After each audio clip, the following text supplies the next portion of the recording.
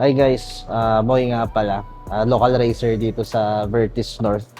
Ah, yung 3D feature natin na build ngayon is isang variation ng S2 na in-apply natin yung bagong rules ng BMAX or X-Stock ng Brickyard.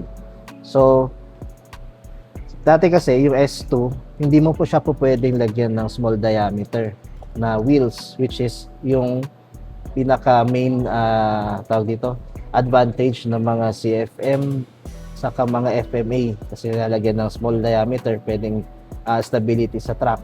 So what we did, lagyan natin siya ng hanging dampers.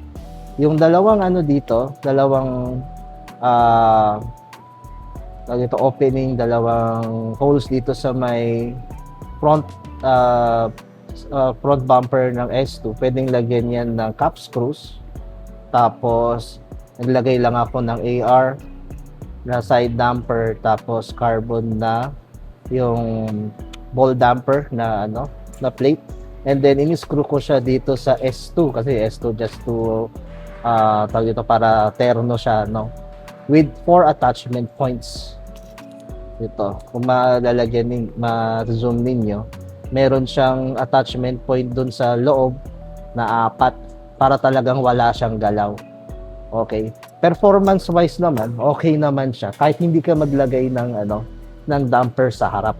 Tapos naglagay lang din ako ng short na slimline sa sa likod.